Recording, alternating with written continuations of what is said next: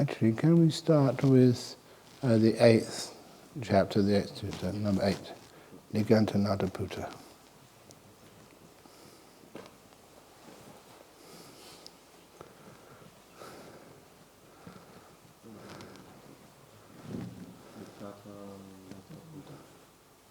Yes.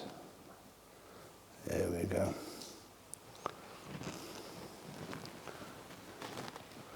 Okay. Is everybody here who's supposed to be here? Did you manage to visit my cave this afternoon or after lunch? The young people? You did? You enjoyed the cave? Were you scared? No, it's a very soft cave, very nice in there. Okay, let's give a start for today's sutta class. Tassa bhagavato arahato samma sambuddhassa. Namo tassa bhagavato arahato samma sambuddhassa. Namo tassa bhagavato arahato samma sambuddhassa. Now yesterday, when I presented the Pasadika Sutta, the delightful discourse, the main point of that discourse I wanted to share with you was the fact that the Buddha said that you are supposed to make much of the delights in meditation, because they lead to the 4 stages of enlightenment. And that was so clearly said, that was actually quite profound. But also that he mentioned that after starting off with another famous teacher of that time, Nigantanataputta, who was the leader of the Jains. And this particular sutta, Nigantanataputta, mentions when Citta, the householder, Citta, this is not talking about the mind, but a man who had that name, that was his name. And Citta also means kind of beautiful. In Sanskrit, the word is Chitra, and anybody who knows Malaysia, the northern part of Malaysia, they have the town called Chitra, because the Thai prince once invaded that country, and he made up or settled that town and gave it that name. So Chitra, that's the Sanskrit form, is the same word as Citta, and this was a name not just given to a town, but adopted by this householder called Citta, and he was a very quite well-known citizen in that area around Rajagaha. And at Nalanda, that was the center where Nigantanataputta was. But anyway, this was a meeting of Nigantanataputta, the leader of the Jains, and Citta, the householder. And you'll soon find out why I thought it would be a nice sutta to read out to you. It's a short sutta, so there's a couple of other suttas we'll follow afterwards. So here we go. Now, on that occasion, Nigantanataputta had arrived in Machikasanda together with a large retinue of Nigantas, who were like Jains. Citta, the householder, heard about this, and together with a number of lay followers, approached Nigantanataputta. He exchanged greetings with Nigantanataputta, the leader of the Jains. And when they had concluded their greetings and cordial talk, sat down to one side. And that already conveys that the householder Citta was not a disciple of Nigantanataputta, but respected him enough to exchange greetings and then sat down to one side. Nigantanataputta then said to him, "Householder, do you have faith in the ascetic Gautama?" Now, that also shows that Nigantanataputta was not a follower of the Buddha. He called him, instead of the Buddha, Nigantanata. He called him ascetic Gotama. Do you have faith in the ascetic Gotama when he says there is a concentration, a stillness, without thought and examination? That's vitaka vichara. There is a cessation of thought and examination. And then Chitta the householder said, in this matter, Venerable Sir, I do not go by faith in the Blessed One. When he says there is a concentration without thought and examination, there is a cessation of thought and examination. When this was said, Nigantanata Putta looked up proudly towards his own retinue and said, see this, sirs? How straightforward is this Chitta the householder, how honest and open. One who thinks that thought and examination can be stopped might imagine he could catch the wind in a net or stop the current of the river Ganges with his own fist. What do you think, Venerable Sir? Said Chitta. What is superior, knowledge or faith? Knowledge, householder, is superior to faith. Well, Venerable Sir, says Chitta, to whatever extent I wish, secluded from sensual pleasures, secluded from unwholesome states, I enter and dwell in the first jhana, which is accompanied by thought and examination, vitaka vichara. It's not thought and examination, it's movement of mind onto the object and holding the object, but that's called vitaka vichara. With rapture and happiness born of seclusion. Then to whatever extent I wish, the subsiding of vitaka vichara, I enter and dwell in the second jhana. Then to whatever extent I wish, with the fading away as well of rapture, I enter and dwell in the third jhana. Then to whatever extent I wish, with the abandoning of pleasure and pain, I enter and dwell in the fourth jhana. Since I know and see thus, Venerable Sir, this is to Niganta, in what other ascetic or Brahmin need I place faith regarding the claim that there is a concentration without thought and examination, a cessation of thought and examination? It doesn't put faith in anybody because it knows it himself. Just now, Venerable Sir, we understood you to say, Sir, see this, sirs, how straightforward is this Chitta the householder, how honest and open. Yet now we understand you to say, see this, sirs, how crooked. Oh no, I missed out the paragraph there. So the paragraph above that. Well, when this was said, Nigantanata Putta looked askance at his own retinue and said, see this, sirs, how crooked is this Chitta the householder, how fraudulent and deceptive. Just now, Venerable Sir, we understood you to say, Sir, see this, sirs, how straightforward is this Chitta the householder, how honest and open. Yet now we understood you to say, see this, sirs, how crooked is this Chitta the householder, how fraudulent and deceptive. If your former statement is true, Venerable Sir, then your latter statement is false. While if your former statement is false, then your latter statement is true. Further, Venerable Sirs, these 10 reasonable questions come up.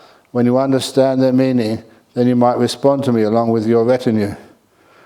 1 question, 1 synopsis, 1 answer, 2 questions, 2 synopses, 2 answers, 3, 4, 5, 6, 7, 8, 9, 10 questions, 10 synopses, 10 answers. Then Chitta the householder rose from his seat and departed without having asked Nigantanata Putta these 10 reasonable questions. So the 10 reasonable questions is something to do with something else.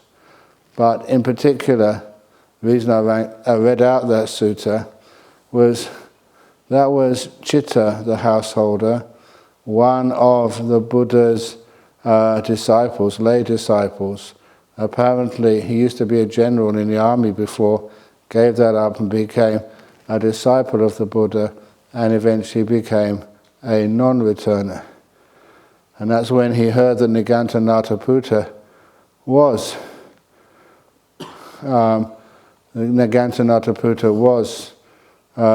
in the area Chitta went to see him. And just in brief, when Nigantanataputta was actually discussing with others about the cessation of this vitaka vichara and the stillness of the mind, there was no thought and examination, no movement of the mind or holding on the mind as well, Nigantanataputta said it's impossible. He said, just like putting your fist in the Ganges to stop the water or catching the air in a net. He said it's impossible. And then he asked Chitta, he said, what do you think? You're a disciple of ascetic Gautama, the Buddha. And then Chitta says, he doesn't believe it either. He knows it through experience. And that was a little important story there. First of all, to notice the difference between belief, following what someone has told you, and also being able to experience it for oneself. And Chitta obviously stated in many places below that he could experience those things for himself. So he didn't need to believe it. But it also taught me an important piece of Dhamma when I first read that even Nigantanataputta, who was probably the most famous teacher at that time of the Buddha in the same locality, and even he, despite how many disciples he had, didn't think the jhanas were possible. And he said it's just like stopping the current of the Ganges with your fist or catching the air. He thought it was impossible. And I often quote this sutta to show just how kind of revolutionary the Buddha was at that time. He didn't only just believe it was possible, he practiced stopping the mind so it wasn't moving, became still, and also to be able to stop it so much that the mind could get into jhanas. And there's one story I was just telling someone today, I didn't say it this morning, about the novice listening to one of Ajahn Chah's talks. Do you ever find that my talks can be boring? I hope so, because once there was this little novice monk at Wat Ba Pong, and as he was listening to one of Ajahn Chah's talks, he had to be there, and so he was listening and listening and listening and listening and listening and listening, and then he started thinking, this is going on for a long time. And as many people became monks because basically they had to, became monks because they wanted to, And he became a novice monk because he had nowhere else to go. And so he thought, it's all right for these elder monks to sit here and listen to this hour after hour after hour, but I'm a little novice monk. I need to go to bed. And so he kept on getting more and more upset, more and more complaining, and this little novice monk started to think, when is Ajahn Chah going to stop? When is he going to stop? When is he going to stop? When is he going to stop? When is he going to stop? It became repeated in his mind again and again and again. When is he going to stop? And after a while, the little novice had what we call a piece of insight. And a lot of the time, a piece of insight is just changing your perception and looking at things in a different way. And instead of thinking, when is Ajahn Chah going to stop? The little novice thought, when am I going to stop? And that's when the little novice stopped.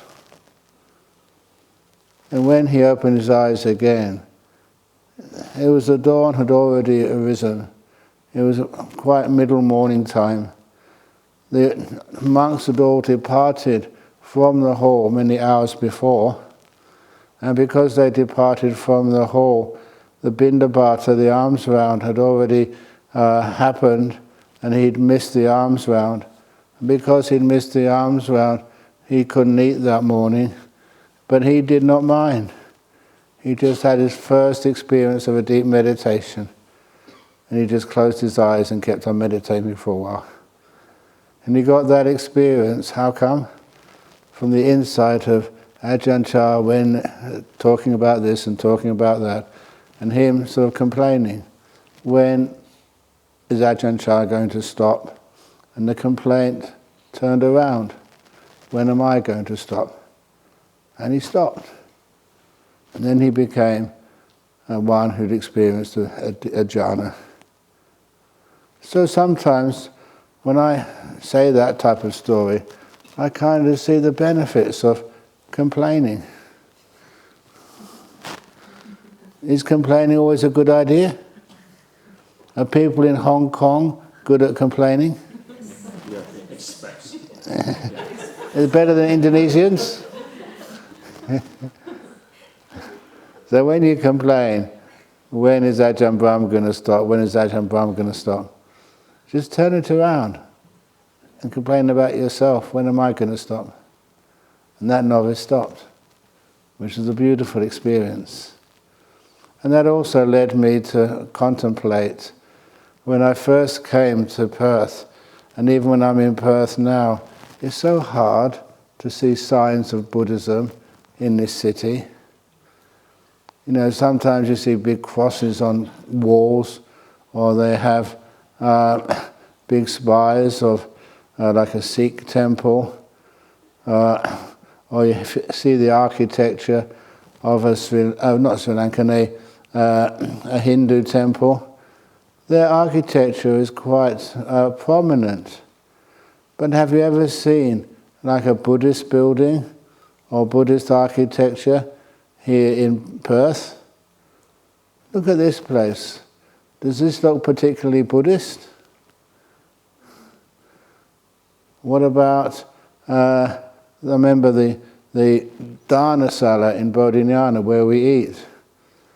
You know, I always called that particular type of architecture an Australia country pub architecture with a big veranda on the four sides, you know, 2 stories. There's many buildings look like that in Australia, but they're not religious at all. And so I wondered, where is all the Buddhist architecture in Perth? Where can you go and you can actually see things which remind you of Buddhism in Perth? And I always mention the story of that little novice when he stopped and then he got into a jhana. So I often say that whenever you go driving in Perth and you come to a crossroads, a busy traffic crossroads, and you see the little sign which suggests stop. To me, you put your hands up. And if you're driving, don't do this. Put your hands up, and that's a reminder of the path of meditation. Stop. Do you understand? Yes, so there still is signs of Buddhism here in Western Australia, if you have eyes to see them. But it's also because Nigantanataputta didn't believe that was possible. And he was a leader of this big spiritual tradition of Jains in the country at the time. How can there be many other people understood that jhana was possible when the Buddha was alive?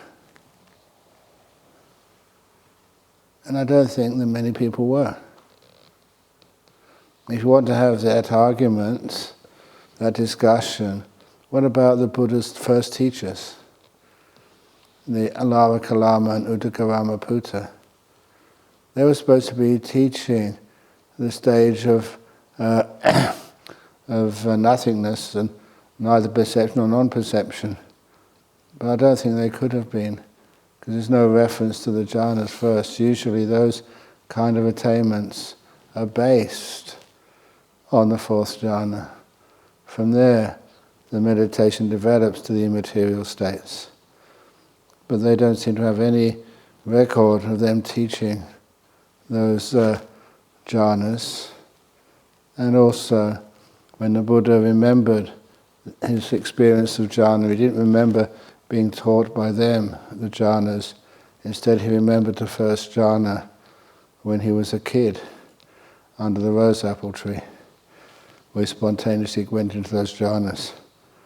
So I think it's kind of a fair assumption that during the early years of the Buddha Gautama, there was hardly any practice of jhana. Certainly none actually physically taught in India at that time. Any comment? Okay. So you don't want an argument.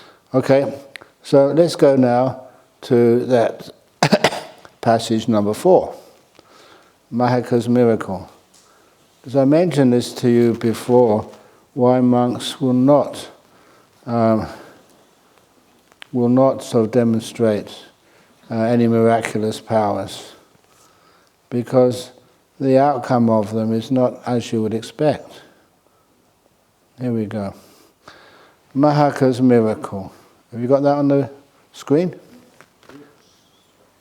On one occasion, a number of elder bhikkhus were dwelling at Matika Sanda in a wild mango grove. Then Chitta the householder approached those elder bhikkhus, paid homage to them, sat down to one side, and said to them, "Venerable sirs, let the elders consent to accept tomorrow's meal from me in my cowshed." Now, because he calls it a cowshed, it's not sort of a demeaning invitation. Sometimes when they would invite monks or nuns, they would actually smear the walls and the floor with cow poo. That was considered to be the right thing to do when you invited monks and nuns. It made the hall or the room where you invited to the monks fragrant. Now it doesn't really make sense for us who think of cow poo as something which is dirty, something which should be always taken off under the mango trees. But you know how much the Indians respect the cows, and so even cow poo was considered to be an appropriate thing to smear on the walls to make everything fragrant when we invite the monks. Would you go if you were invited? No. But anyway, then Chitta the household, he respected the monks immensely. And invited to accept tomorrow's meal from me in my cowshed. And the elder monks consented by silence. Now these days, when you ask me a question or invite me to Hong Kong or to Indonesia, please don't make my silence a consent. Otherwise I'll be going everywhere at any time, all over the world. But in those days, consent by silence was considered to be an agreement. So will you always be kind to me from now on? Very good, thank you. You've consented by your silence. And then the elder bhikkhus consented by silence. Then Chitta the householder, having understood that the elders had consented, rose from his seat, paid homage to them, and departed, keeping them on his right. Remember, that's the way we pay respect. By keeping people on our right, we respect. Walking around the stupa, keeping our right side to the center of the stupa. And that's how respect is done in India from those days to these days. When the night, paid homage to him, keeping him to his right. When the night had passed, in the morning, the elder monks dressed, took their bowl and outer robes, and went to the cowshed of Chitta, the householder. There they sat down on the appointed seats. Then Chitta, the householder, with his own hand, served and satisfied the elder bhikkhus with delicious milk rice made with ghee. When the elder monks had finished eating and had put away their bowls, they rose from their seats and departed. Then Chitta the householder, having said, "Give away the remainder," followed close behind those elder bhikkhus. Now on that occasion, the heat was sweltering, and the elders went along as if their bodies were melting because of the food they had eaten. Now on that occasion, the Venerable Mahaka was the most junior monk in that Sangha. Then the Venerable Mahaka said to the Venerable Chief Elder, "It would be good, Venerable Sir, if a cool wind would blow, and a canopy of clouds would form, and the sky would drizzle." And the elder said, "That would be good, friend." Then the Venerable Mahaka performed such a feat of spiritual power that a cool wind blew, and a canopy of clouds formed, and the sky drizzled. That would have been wonderful if a few weeks ago when I was in London and it was really, really hot, 36, 37 degrees centigrade. That would have been wonderful if we could have formed a canopy of clouds and a cool wind blew and it started to drizzle. Then it occurred to Chitta the householder, wow, such is the spiritual power and might possessed by the most junior monk in this Sangha. Then when the Venerable Mahaka arrived at the monastery, he said to the Venerable Chief Elder, "Is this much enough, Venerable Elder?" "That's enough, friend Mahaka. What's been done is sufficient, friend Mahaka. What's been offered is sufficient." Then the elder monks went to their dwellings, and the Venerable Mahaka went to his own dwelling. Then Chitta the householder, remember Chitta was walking behind. Then Chitta the householder approached the Venerable Mahaka, paid homage to him, sat down to one side and said to him, "It would be good, Venerable Sir, if Master Mahaka would show me a superhuman miracle made of spiritual power. If you saw one, wouldn't you like to see another?" Especially if just the wind blowing, that could be just natural coincidence. And Mahaka said, "Oh, then householder, spread your cloak upon the veranda and scatter a bundle of grass upon it." "Yes, Venerable Sir," Chitta the householder replied, and he spread his cloak upon the veranda and scattered a bundle of grass upon it. Then when he had entered the dwelling and shut the bolt, the Venerable Mahaka going into his dwelling and shutting the bolt on the door, performed a feat of spiritual power, such that a flame shot through the keyhole and the chink of the door and burnt the grass, but not the cloak. It was a miracle. A real one, you could see, no coincidence. How do you think Chitta responded? Chitta the householder shook out his cloak and stood to one side, shocked and terrified. Then the Venerable Mahaka came out of the dwelling and said to Chitta the householder, "Is this much enough, householder?" "That's enough, Venerable Mahaka. What's been done is sufficient, Venerable Mahaka. What's been offered is sufficient. Let Master Mahaka delight in the delightful wild mango grove at Machikasanda. I will be zealous in providing Master Mahaka with robes, arms, food, lodgings and readiness, and medicinal requisites." He was terrified. "That is kindly said, householder." Then the Venerable Mahaka set his lodging in order, and taking bowl and robe, he left Machikasanda. When he had left Machikasanda, he left for good, and he never returned. And to you, that might be thinking, why did he do that? Why didn't he stay there? It was only a psychic power. But that's what happens to many people. If they actually see a real psychic power, that they get terrified. Fear comes up. So another example of that. There was one of the monks I met some years ago from Indonesia, one of my favorite monks. And I think his name was Sudamo, if I remember him correctly. And his story was quite noteworthy, that he'd started... Are you interested? Did any of you meet him? Years ago.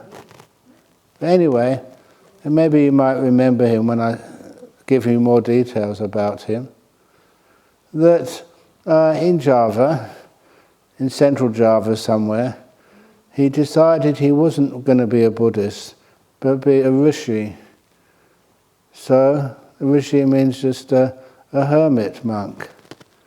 So he went into the jungle somewhere. This was a time when there was still jungle in Java. And so he went into the jungle and he sat down to meditate. And this is how he described it to me, because I was really interested in this man and talked to him. And he said he went into the jungle, sat down, and decided to meditate. And he got into a very deep state of meditation. And when he was deeply in meditation, then he said he saw this star. That's what he called it. His English wasn't perfect, but his English was good enough. A star come into his mind. And then I liked the way he expressed this experience, that he married that star, he told me. And I thought, marriage is like kind of full of complications, like lust and stuff. And he said, but that was just the way he said to unite with it, to join into it, to fall into it. That star was his way of expressing like a nimitta, and uniting with it, that's, he said, to marry it. And then he sat there for a long time, actually many days. And while he was meditating in there, he only found out later when he came out of his meditation. Remember, he was just a rishi, he didn't have any clocks, any appointments or anything. When he came out of the meditation, he noticed the jungle around him looked very different. And he hadn't been moved, he was kind of in a secluded place. So when he came out and he walked to the village, they were really surprised that he was still alive, because there had been a flash flood in the area. And where he was sitting, the villagers had worked out that he would have been under a few feet of water, completely submerged. That's what happens. You know, when a person gets into these deep meditations, you become invulnerable. And so because of that, they realized that he got into a jhana. He later ordained as a monk, and it's when he was a monk, that's when I first saw him in Bangkok. And you could see straight away that he had a lot of power. You could feel his power, very amazing monk. So, because he had such power, do you think that he would perform psychic powers? He could, and he did, and this was a consequence of it. That I remember just one of kind of my disciples. She was a princess. She was a granddaughter of one of the kings of Thailand. And one of the kings who'd been kind of deposed and sent to live in UK. And she went to live in UK too. She was rebellious.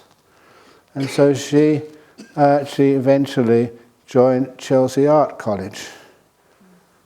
And that was where people like Mick Jagger, did some studies. So it wasn't really like an elite school, but they produced some very good artists, and she was very much into batik art. And while she was there, she met her husband, who just happened to go to the same school as I did. And so when I found out he went to this school, as I went to the same school, a couple of years apart, we became kind of friends. And she became friends too. And so this princess, she eventually went back to Bangkok. And in Bangkok, because of her association with the Western monks, that she started to get involved in meditation.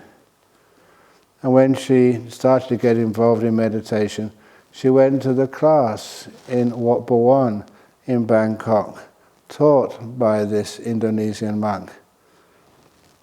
And then I remember her telling me, she told me many interesting stories. I'll tell the second story first, what she told me. She said that over in, what was it called? Sirirat Hospital. That was just on the other side of the Bangkok, across the river. It was one of the most well-respected hospitals in the whole of the land. And in Sirirat Hospital, there was a story, and she told me, about this, I think it was her husband told me, about this doctor who was finishing the night shift. And he was in the elevator of the hospital going to the car park, which was in the basement. And there was another nurse with him at the time. And when the elevator stopped at one of the floors and the elevator doors opened, the doctor almost had a heart attack. And he leant towards to close the door buttons as quickly as he could and pushed the door closed. There was a patient trying to get in, and the doctor would not allow him to get in. And once the doors had closed, that was when the nurse complained. That's no way to treat a patient who wants to get in this lift. What did you do that for? That's not proper behavior, especially for a doctor. And that's when the doctor just pulled himself together and said, yes, that was a patient. That was one of my patients who died last night. He wasn't alive, he was a ghost, a real one. And that's when the doctor sort of, didn't you see the red string around the patient's wrist? Because in the Thai tradition in the hospitals, when somebody dies, they put a little red thread around the wrist to actually confirm that they're deceased now. Didn't you see the red thread? And that's when the nurse said, yeah, I did see that red thread. I've got one too. Does that mean I can?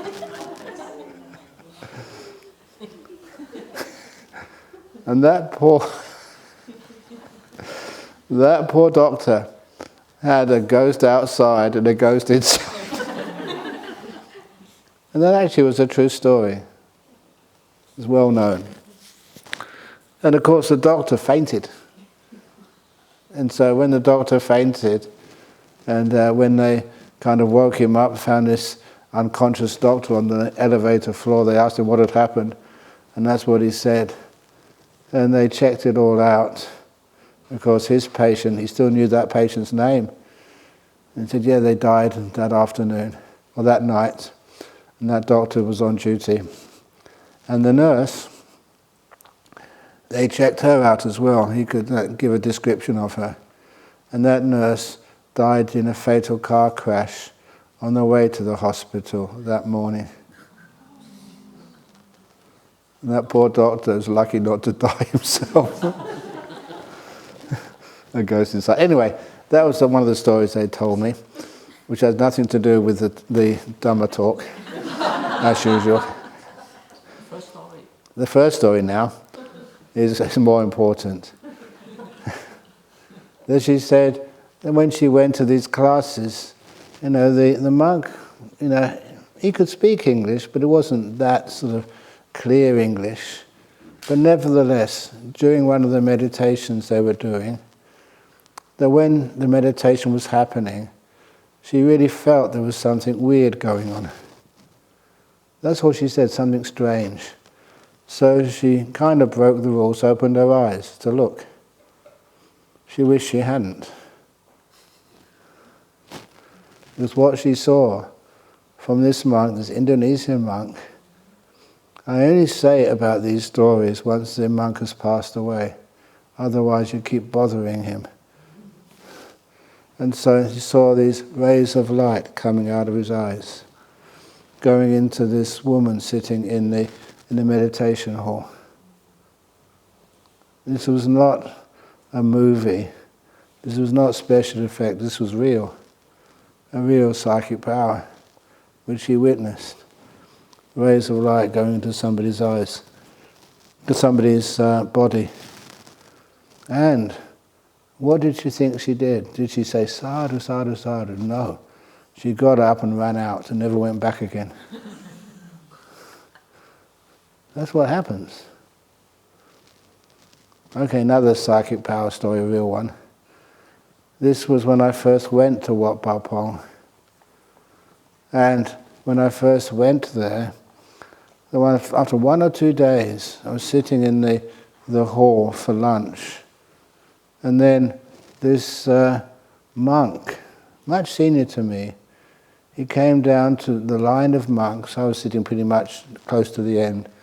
And he bowed to each monk, even though he was senior.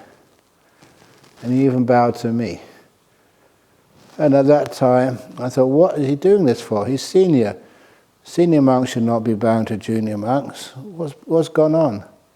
And because I could not speak much Thai then, or especially up in the northeast of Thailand, they mostly spoke Laotian, it was difficult for me to understand. It took a day or two for me to find out what had happened, why this senior monk had been asked by Ajahn Chah to bow to every monk in the hall. And then the story was told to me. He said that monk also had very deep meditation, and that he claimed that he could hear the sounds a long distance away, even the nearby market about 6 kilometers away, and other sounds as well. And if a monk makes a claim like that, it has to be investigated. Because if they're really making that up to sound like a very well-practiced and smart meditator, if it's for pride and it's not true, then that monk has to disrobe straight away. It's one of those offences of leaving the monastic order, and you can't reordain again. So any monk who says he has a psychic power and it's just false, you have to be careful about that. And so it is part of the monk's duties, if somebody says something like that, if Venerable Siddhi says he can fly through the air, then we've got to investigate. He hasn't said that, by the way. So we have to test him out. We probably take him up to one of the office buildings in Perth and throw him out the veranda. And if he survives, okay. And if he doesn't, then okay. The one who has to Anyway, so this was actually hearing sounds at a long distance away. So the senior monks at Wat Pah Pong had to check him out. So they arranged to go to the market, I think it was in Warren, 6 kilometers away. And they were told what to say. I think they didn't have a little recorder. I think they had those little recorders in those days you could carry with you. And they recorded what was said there. And they asked him what was being said to check him out. And it was true. He did have that ability to hear sounds on a long distance. And so what did he do next? That's when he was advised, because now the word had got around, he had the psychic powers. He bowed to every monk, and then he left and we never saw him again. Went to be a forest monk deep in the jungles. Because Ajahn Chah advised him that if the word gets around you have a psychic power, then you'll be asked to perform it again. Or the people get really scared. Imagine if you had such abilities. Imagine you can actually read people's minds. It's proven you could. Imagine what Donald Trump would do. He would take you, on all of those negotiations which he has to do with world leaders, and you can check out who's telling the truth or not. Imagine if you could levitate. If you could levitate, you could represent Hong Kong in the next Olympic Games and win the high jump, the pole vault, everything like that. Would that be fair? That's why the psychic powers, they do cause a lot of problems. So that's why most monks hide them. When Ajahn Chah passed away, on the TV, they had an interview in the national TV in Thailand about Ajahn Chah's life. They had many senior monks being interviewed. And they asked them, did you ever see Ajahn Chah perform a psychic power? And all the monks were silent, except for one of the lay people. And he said, yes, many times. It's amazing how I can tell you're really interested. And all the monks and the TV was really interested. What psychic power was that? And they said, the psychic power which Ajahn Chah demonstrated was the ability to teach and spread the Dhamma so effectively. And when the Buddha said about the psychic powers, he said, that's the only one the Buddha recommends. And I remember talking to the senior monks afterwards, they said, oh crikey, I wish I'd have thought of that answer.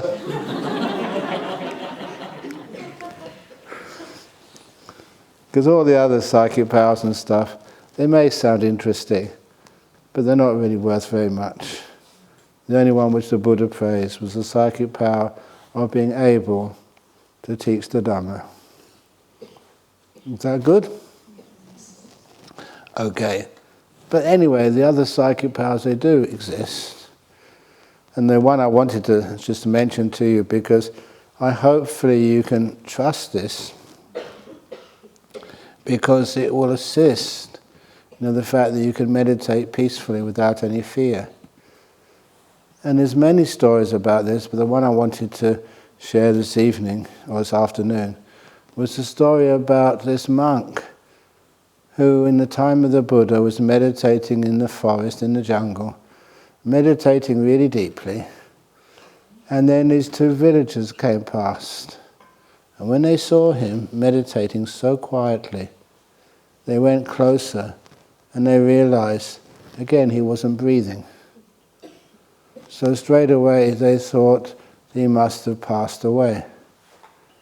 And they hadn't heard that teaching which I gave to you, that to know the difference between someone who's passed away and someone who is just in jhana. You touch their body, see if they're still warm. If they're still warm, they're still alive. And so, but they didn't know that. And they were kind of very respectful of monks. What should I do next? They said to each other. So they said, well, he's dead. So we might as well cremate him. If we don't cremate him, the jungle animals will eat him. And that's very disrespectful to leave a monk's body in the forest to be eaten. And they were in the forest anyway, so they got some wood. They made a funeral pyre. It didn't take them long. when the wood was all around in the forest. And so they made a funeral pyre, they put him on top, they did whatever chanting they knew, and then they lit the fire. They cremated the monk. So they thought. But then what happened? Once a fire was established and burning brightly, they had other business to do. So they went collecting mushrooms or something.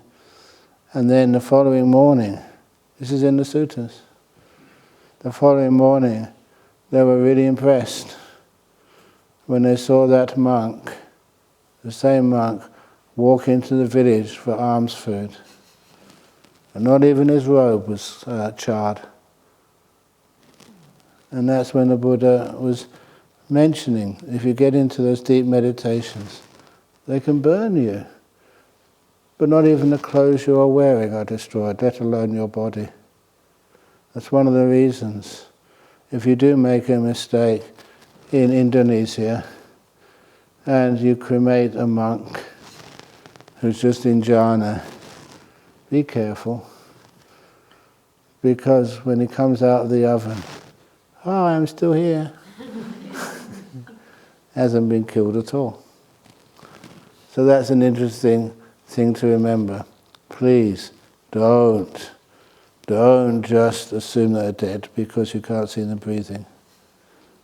Just wait for a while. Make sense? Okay. No, I don't know why I kept on. Oh my goodness. I was going to do another one, but it's 3:52. What is it?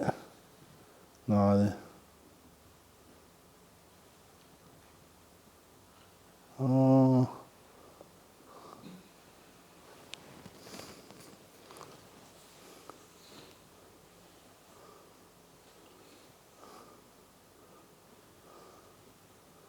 Okay.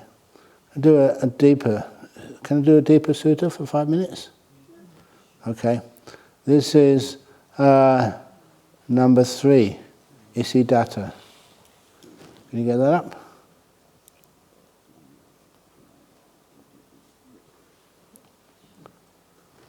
Okay. Is it up there? Okay. Then Chitta the householder approached the elder bhikkhus, paid homage and sat on one side, and said to the Venerable Chief Elder, Venerable Elder, there are various views that arise in the world. The world is eternal, or the world is not eternal. The world is finite, or the world is infinite. Or the soul and the body are the same, or the soul is one thing and the body is another. Or the Buddha exists after death, or the Buddha does not exist after death. Or the Buddha both exists and does not exist after death. Or the Buddha neither exists nor does not exist after death. Should be another not in there. These as well as the 62 views mentioned in the Brahmajala Sutta. Now, when what exists, do these views come to be? When what is non-existent, do these views not come to be? What is the cause of these, what the Buddha said were wrong views? When this was said, the Venerable Chief Elder was silent.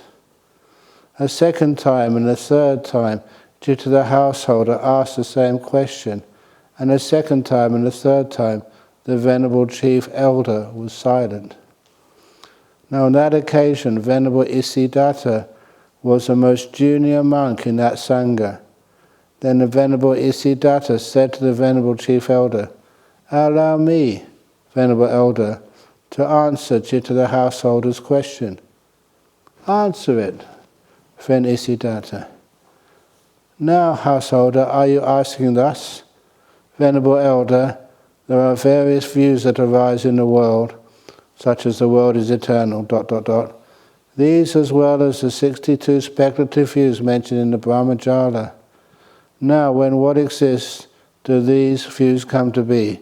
When what is not existent, do these views not come to be? Yes, Venerable Sirs. As to the various views that arise in the world, householder, such as the world is eternal, these as well as all the other speculative views mentioned in the Brahmajala. when there is Sakkaya Ditthi, identity view, these views come to be. When there is no identity view, these views do not come to be. But Venerable Sir, how does identity view come to be? Here, householder, the uninstructed worldling who has no regard for the noble ones and is unskilled and undisciplined in their Dhamma, who has no regard for the good persons and unskilled and undisciplined in their Dhamma, regards form as the self, or self as possessing form, or form as in self, or self as in form. They regard feeling, perception, volitional formations, or will, and consciousnesses as self, or self as possessing consciousnesses, or consciousness as in self, or self as in consciousnesses, in such a way that identity view comes to be.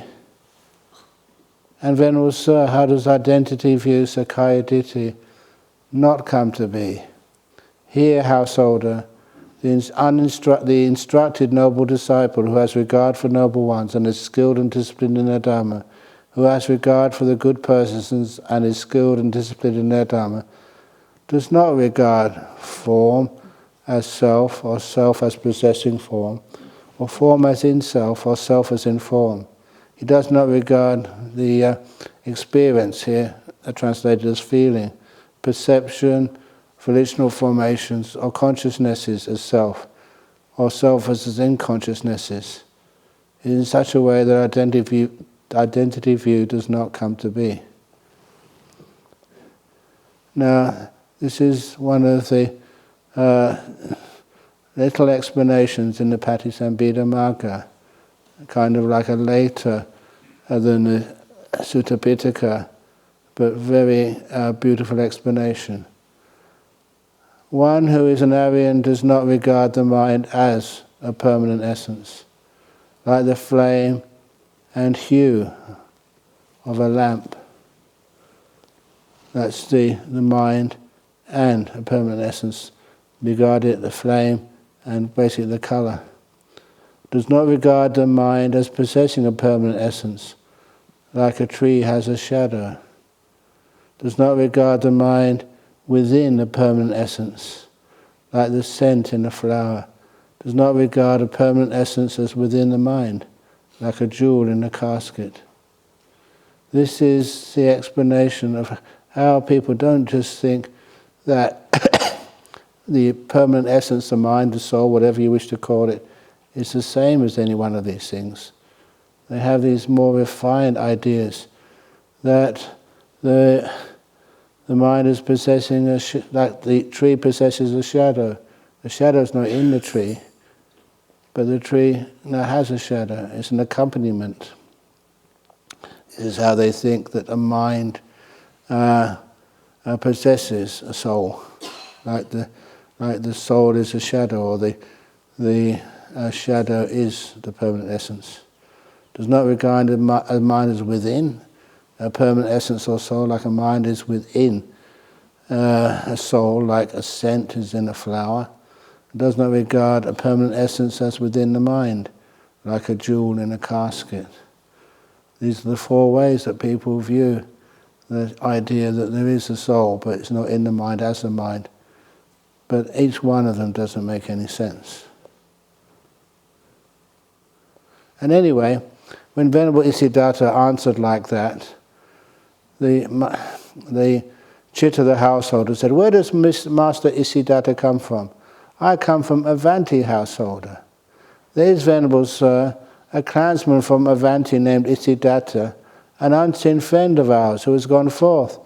Has the Venerable One ever met him?" "Yes, householder." "Where is the Venerable One dwelling, Venerable Sir?" When this was said, Isiddhata was silent. "Is this Master Isiddhata?" "Yes, householder." They're old friends who met. "Then let Master Isiddhata delight in the delightful mango grove at Matikasanda. I will be zealous in providing Master Isiddhata with robes, alms, food, lodgings, and medicinal requisites." "That is kindly said, householder." Then Chitta the householder, having delighted and rejoiced in the Venerable Isidatta's words, with his own hands served and satisfied the elder bhikkhus with the various kinds of delicious food. And when the elder bhikkhus had finished eating and had put away their bowls, they rose from their seats and departed. Then the Venerable Chief Elder said to the Venerable Isidatta, "It is good, friend Isidatta, that the answer to this question occurred to you. The answer did not occur to me. Therefore, friend Isidatta, whenever a similar question comes up at some other time, you should clear it up." Then the Venerable Isidatta set his lodgings in order, and taking bowl and robe, he left Machikasanda. When he left Machikasanda, he left for good and never returned. Do you understand that? He understood because once he gave such an answer, brilliant answer, to Chitta the householder, you'd be afraid of the fame and renown which he would get. So he departed and disappeared, in the great places in India where a monk could live in solitude. Any questions? The only reason why I can't go anywhere, I mentioned to you this morning, because I said I will not go anywhere unless Ajahn Chah sends me. I'm stuck. Sadhu, sadhu, sadhu. Okay, that's the last sutta class, and hopefully there was a range of different suttas there, which I've been teaching the last few days, and I hope some of them have inspired you and taught you a bit more about the Dhamma. In that last sutta about why people have this sense of a self there somewhere, and also what happens if a monk exhibits a psychic power, or even though he's very young, kind of shows off. A lot of times there are many young monks who are very wise, very smart, enlightened even, who never let people know at the time, until they get a bit senior in monastic life. How many range retreats have you got now, Venerable? One. Just because it's only got one, you never know. Sadhu, sadhu, sadhu. Okay, great. So is there going to be another sutta class tomorrow? I don't think so, is there? No. Okay. That's the last thing we finish at 3:30. Really? Didn't I tell you the future's uncertain? So you mean you won't be here? Who knows? Okay, see what happens. So anyway, thank you for listening to the sutta classes. I hope they were helpful for you. And any of those sutta classes, if you'd like to distribute them or the links to them, I'm very happy for that. Excellent. So now we do have interviews. Excellent. Okay.